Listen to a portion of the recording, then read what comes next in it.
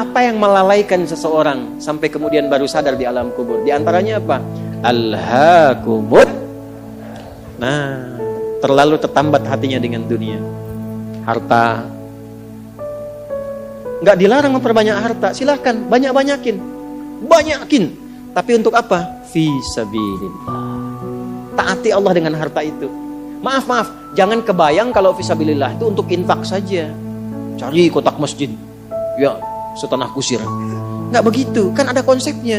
Ini untuk yang di keluarga. Bagaimana kenyamanan di rumah, bikin rumah yang nyaman sehingga punya musalla, ya. Anak-anak sekolahkan di tempat yang mengenal Allah, tingkatkan kualitasnya. Pakai untuk umrah, pakai untuk haji. Lihat saudara-saudara di samping. Setelah itu lebarkan.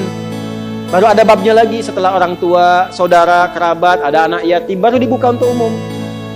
Itu ada pahalanya. Nah sekarang pandai-pandai dengan harta, antum menghitung kebutuhan sebulannya berapa. Tabungan pemetaannya berapa. Nah yang lewat dari situ, itu titipan Allah, bekal antum untuk mendapatkan ridhonya. Sebelum diambil. Antum gaji 30 juta, kebutuhan rumah tangga 15 juta, tabungan 5 juta. 10 juta itu bekal tabungan antum tuh akhirat. Maka babnya keluarkan di Quran. Apa bab ibadah lewat harta? Tunggangi itu. Jangan terlalu bergantung. Nanti begitu meninggal baru sadar. Mau balik lagi nggak bisa. Antum sekarang punya kedudukan. Suatu saat hilang kedudukan itu. Pelajari bab tentang fikih kedudukan. Bagaimana menaati Allah lewat kedudukan. Bikin kebijakan yang baik.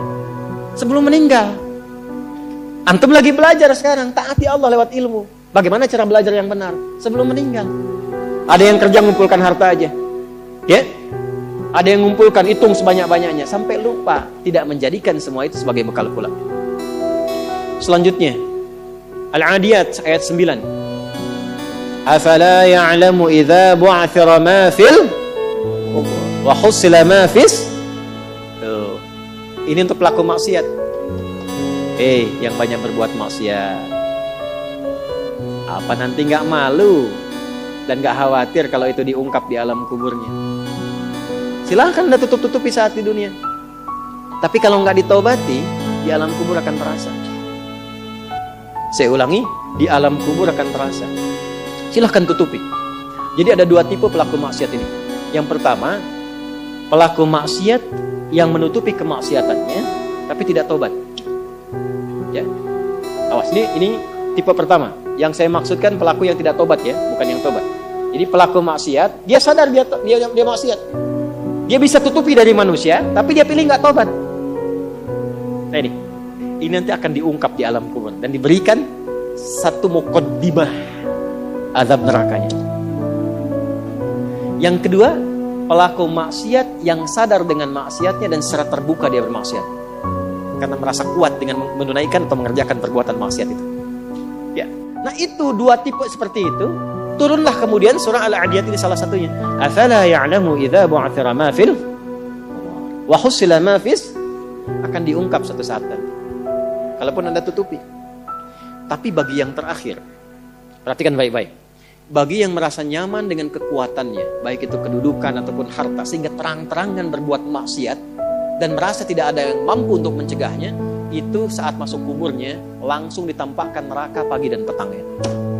Di surah Ghafir surah ke-40 ayat 46. An-naru yu'raduna 'alaiha ghuduwan wa 'ashiyya. Hati-hati. Ya, hati-hati. Wa yauma taqumus sa'atu adkhilu ala fir'auna asyaddal adzab.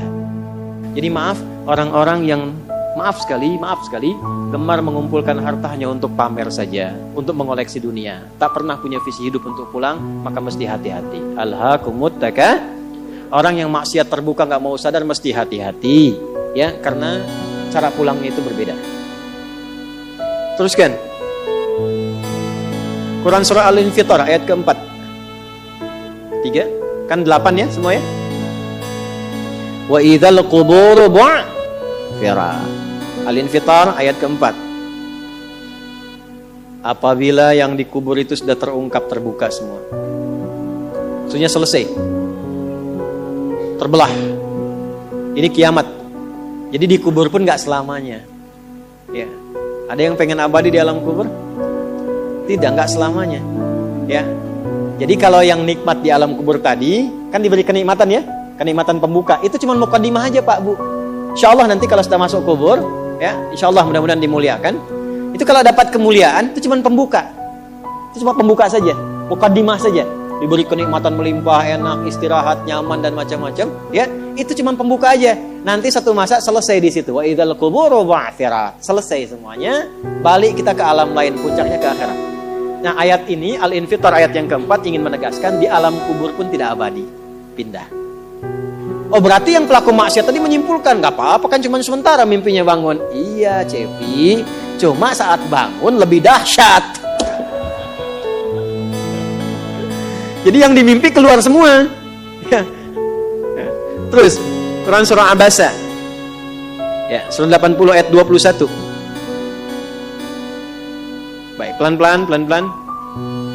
Kalau tadi kan sudah diungkap ya, di kuburnya bagaimana, nikmatnya bagaimana, bahayanya bagaimana yang mengancam. Nah, sekarang kita akan masuk ke kubur tidak? Akan masuk tidak? Nah, maka di Abasa ini diingatkan. Quran surah 80 ayat 21. Tsumma amatahu fa'aqbara.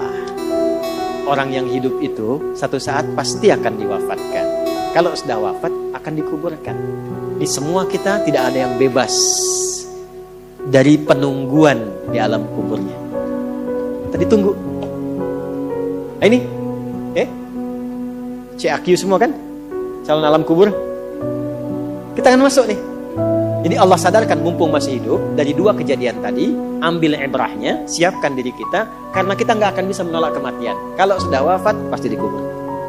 Teruskan dulu ya, kita agak cepat. Al-Mumtahanah ayat 13. Sudah? Ini nyambung semua ayatnya, indah sekali. Jadi kalau kita sudah sadar, ini resiko kebaikan, ini resiko keburukan, dan kita tahu akan wafat, akan dikuburkan, bagaimana cara persiapannya? Supaya nggak lalai tadi ya. Maka Al-Mumtahanah ayat ke-13. Ya ayyuhalladzina amanu la tatawallaw qauman ghadiballahu alaihim. Qad ya'isu kama ya'isal kuffar min apa? Ashabil kubur. Maka jangan banyak bergaul dengan orang-orang yang menjauhkan kita dari ridha Allah Subhanahu wa taala. Cari teman yang baik sekarang.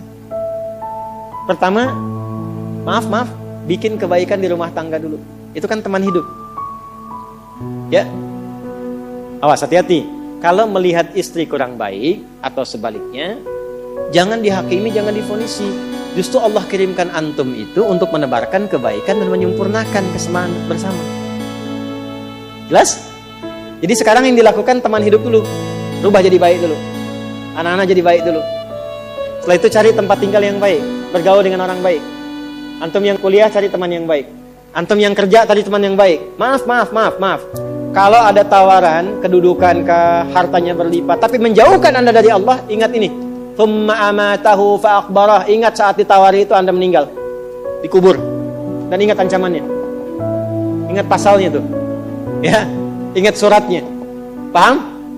Nah, karena itu masukkan ayatnya, jangan sekali-kali menjadikan keadaan di sekitaran kita justru memperkuat datangnya ancaman Allah dan nestapa saat kembali ke alam kuburnya. Bahkan orang-orang yang tidak beriman pun, yang buruk pun, yang beriman tapi maksiat pun, itu sejatinya ketika temannya masuk ke kubur nggak mau ikut-ikutan. Makanya disindir oleh Allah. Hei, kamu ini sadar nggak sih? Orang yang mengajak kamu maksiat itu, lihat temannya meninggal pun, temannya wafat pun, dia nggak pengen ikut. Kadang-kadang dia abaikan.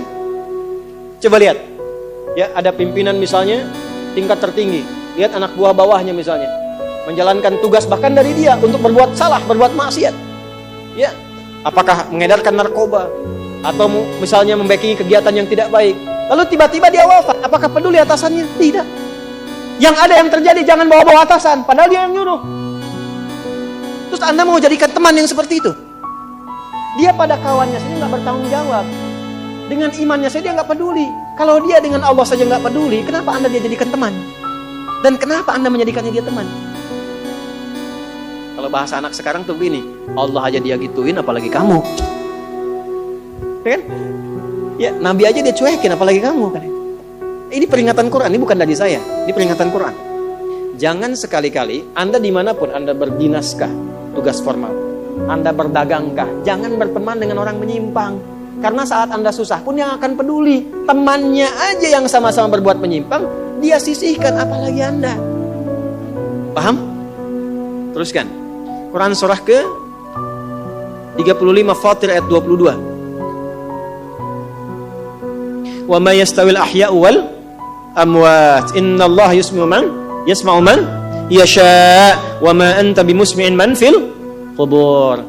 Kalau Anda masih belum sadar juga, kata Allah, "Hei, kamu ini masih hidup, masih punya harapan, masih punya bekal. Kalau sudah meninggal, gak sama keadaan orang hidup dengan wafat. Mumpung kamu masih hidup, karena kalau sudah meninggal, temanmu yang meninggal pun kamu gak bisa dengar suaranya. Cuma saya yang tahu keadaan di alam kubur. Karena saya tahu, kata Allah, dan saya punya Rahman dan Rahim, dengan sayang saya sampaikan kepadamu. Karena sayang saya." Ibu maaf, kalau ada anak misalnya, ingin berbuat menyimpang, ibu cegah tidak? Kenapa? Karena ibu sayang. Karena itulah ibu saking sayangnya, maaf, jangankan anak lahir, di dalam saat dikandung pun bukankah dijaga dari yang mafsadat? Dijaga dari yang merusak. Ibu kalau sedang mengandung, mau nggak makan makanan yang kotor? Makanan yang merusak? Tidak kan? Kenapa? Karena sayang kepada bayi yang dikandung, janin yang terkandung. Di tempatnya pun disebut oleh Allah dengan rahim. Karena ada rahim, dijaga betul. Miring kanan susah, kiri susah, telungkup gak mungkin. Dijaga supaya apa? Supaya di dalamnya merasakan ketenangan. Karena apa? Karena ada tempat disebut dengan rahim. Nah, Allah itu sifat rahim melekat kepadanya. Karena sayang dengan kita, diingatkan. Bahasa bebasnya gini, karena saya sayang engkau dengan rahimku. Karena saya cinta kamu dengan rahmanku. Jangan sampai masuk kubur, kamu tersiksa, kamu nestapa. Karena beda antara hidup di dunia dengan kehidupan di kubur. Mumpung masih hidup, cari bekal. Karena engkau tak mampu mendengar apa yang terjadi dalam kubur. Jadi kalau tadi Allah sampaikan, jangan bergaul dengan yang begini, jangan terlena dengan yang seperti ini, itu karena Allah sayang dengan kita. Itu saja. Jelas ya? Ya, jadi kalau nggak sayang, nggak akan mungkin diingatkan. Teruskan. Al-Hajj ayat ke-7. Yang ketujuhnya Al-Hajj ayat ke-7. Wa anna as-sa'ata atiyatun la raiba fi wa anna Allah yab'atsu man fil qubur. Tapi jangan khawatir, sekalipun engkau masuk ke alam kubur, kata Allah, karena sayang, aku pesankan berbekal dari sekarang. Di alam kubur aku penuhi nikmatku kepadamu. Tapi itu cuma sementara. Besok-besok selesai, aku bangkitkan semua kalian, aku tepati janjiku untuk memberikan surga kepadamu. Karena itulah orang yang baru mau meninggal dalam sakaratul mautnya, kalau benar dia mengikuti apa yang Allah pesankan dari ayat-ayat tadi, maka Allah berikan pendahuluan sebelum masuk kubur. Ditampakkan bahkan surganya di hadapannya, dimasukkan dalam golongan hambanya, ditenangkan saat wafat. Ya ayyatuhan nafsul mutmainnah, irji'i ila rabbika radiyatan fadkhuli fi wadkhuli. Nah, jannahnya ditampakkan. Terakhir, At-Taubah ayat 84. Quran surah At-Taubah ayat 84. Kalau ada orang yang tidak peduli dengan peringatan ini 7 ayat nih, itu pesannya. Ini bukan ilmu taati ya, untuk mengingatkan saja. Kadang kita sulit sih, tapi kalau antum ngambil jurusan yang sama, itu insya Allah mendapatkan kenikmatannya. Contoh begini misalnya, kenapa ada ayat di Quran itu jumlah bilangannya sama, serupa dengan lawannya? Malaikat disebutkan 88 kali, setan disebutkan 88 kali. Nah, lawan tugas malaikat itu setan. Malaikat membisikkan kebaikan, setan memprovokasi keburukan. Jumlahnya sama, karena setiap hari pun kita nggak akan bebas dari 2 bisikan itu, baik atau buruk. Nah ini, kenapa ayat pengingat alam kubur dan kehidupan dunia 7 kali? Salah satu pesannya adalah karena kita 7 hari beraktivitas selama hidup di bumi itu. Maka diingatkan setiap hari. Maka setiap hari itu mesti ingat kematian. Sebelum tidur istighfar, siap nggak bekalnya, lihat temannya, selamat nggak keluarganya, ya, maaf, izin maaf sekali, saya berulang kali minta maaf nih, ya, berulang kali. Ada seorang suami saleh, istrinya salehah luar biasa. Satu kali suaminya karena kelelahan, bangunnya agak terlambat, biasanya jam 3, ini setengah 4 bisa. Itu istrinya bangunkan sambil bersenandung. Pak, sayang, cepat bangun Pak. Perjalanan kita masih panjang, sedangkan ajal semakin mendekat. Sedangkan para musafir sudah punya banyak bekal di depan kita, kita mesti nyusul mereka. Bangun Pak. Itu Masya Allah kalau pakai bahasa Arab indah sekali. Pak, ajal itu mendekat kepada kita. Sedangkan perjalanan masih panjang. Teman-teman kita sudah di depan, bekalnya banyak sekali. Maksudnya apa? Teman-teman kita sudah ada yang hafal Quran, sholatnya nggak putus, malamnya banyak tahajud, puasanya nggak putus, sunnahnya dikerjakan. Kita ini, ya Allah, mau bangun tidur aja susah ya Allah, mau tahajud aja susah. Sementara ajal datang semakin dekat. Pak, bangun Pak, bangun Pak. Takutnya kita meninggal malam ini, kita nggak bisa menyusul teman-teman kita yang sudah di depan. Itu istri bangunkan suaminya. Ada lagi yang suami mau kerja, dibisikin istrinya, Pak, jangan sampai cari yang haram. Papa nggak bawa apa-apa pun ke rumah di hari ini. Kami keluarga akan sabar. Mama akan tenangkan pada keluarga supaya sabar. Tapi Pak, kami nggak akan kuat merasakan sedetik pun di neraka jika Papa bawa yang haram ke rumah. Masya Allah. Nah, ini disebutkan pengingat itu 7 kali. Di 7 ayat berbeda untuk mengingatkan setiap hari ingat wafat. Setiap hari ingat pulang. Setiap hari kita akan mengalami suasana di alam kubur. Jangan sampai meninggalkan dunia dalam keadaan yang terancam. Kalau masih nggak sadar juga dengan pengingat ini, muncul ayat ke-8. Muncul ayat ke-8. Di At-Taubah ayat 84. Tempatnya pun At-Taubah. Ngajak taubat dulu sebelum diingatkan. Tapi dasar karena nggak pengen taubat juga, maka munculnya ancaman. Kalau ada yang masih nggak peduli, bahkan ada orang Islam yang masih bertahan dengan keburukannya, menampakkan ke orang lain dengan sifat nifaknya, maka turun ayatnya. Wala tusalli ala ahadin minhum mata abada. Wala taqum ala qabrih. Allahu akbar. Innahum kafaru billahi wa rasuli wa matu wa hum fasiqun. Kalau ada yang masih begitu dan Anda lihat diingatkan susah, masih menampakkan kemaksiatan, Allah langsung memberikan ancamannya. Kalau dia bertahan demikian sampai dengan wafat, gak usah disolatkan. Jangan sampai berdiri di depan kuburnya katanya. Kurang apa lagi? Tiap hari diingatkan 7 kali, 7 hari beraktivitas, 7 kali diingatkan, diberikan kasih sayang, diarahkan pada yang benar, ditunggu sampai taubat, tapi masih mengancam, masih menampakkan kehebatannya sampai dia wafat. Maka peringatannya apa? Orang-orang yang sengaja menantang berbuat maksiat, menghalalkan dosa yang besar, itu dihukumi oleh Quran kafaru billah. Yang menghalalkan dosa besar itu dihukumi kufur. Tapi jangan sembarangan, ya, jangan sembarangan menghukumi. Karena ada yang punya otoritas di situ. Gak boleh Anda sembarangan nih kufur, nih togut, nih. Gak boleh. Gak boleh. Ada yang punya otoritas. Dan ada yang paham fikihnya. Gak boleh sembarangan. Hati-hati kalau ada aliran mengajak Anda, ini togut, ini aja, bunuh aja, tembak aja. Tinggalkan itu. Tinggalkan. Karena ada yang punya otoritas untuk menentukan klasifikasi mana yang benar, mana yang salah, mana yang ini, mana yang begitu. Jangan sampai terbawa pada aliran demikian. Jelas ya? Baik. Tapi kalau ada yang nekat berbuat maksiat sampai wafat, kata Allah, Nabi pun sampai dilarang. Jadi ini ayat turun tentang Abdullah bin Ubay bin Salul yang hidupnya mengaku muslim tapi banyak sekali menyakiti Nabi. Banyak berbuat maksiat, bahkan merencanakan pembunuhan kepada Nabi. Ditampakkan oleh Allah, begitu Nabi ingin menampakkan sisi kemanusiaan dengan menyolatkannya, turunlah ayat ini. Jangan disolatkan Muhammad. Jangan disolatkan. Biarinnya sama teman-temannya. Jadi biasanya orang munafik ketemu munafik lagi. Ketemu munafik lagi. Hati-hati. Jangan sampai yang menyolatkan itu sama munafik, sama perbuat maksiat. Orang Islam dilarang yang beriman yang baik, bahkan wala taqum ala qabri. Ke kuburnya pun jangan diantar. Jangan berdiri di depannya. Jangan sampai terancam demikian. Karena itu kalaupun ada yang nampak ciri-cirinya, kita doakan supaya kembali ke jalan yang benar. Kita tunjukkan kebaikan dengan lemah lembut. Supaya dengan itu sadar dan menjadi bagian dari orang-orang beriman yang mendapatkan ridha Allah Subhanahu wa taala. Apalagi kalau itu bagian dari keluarga.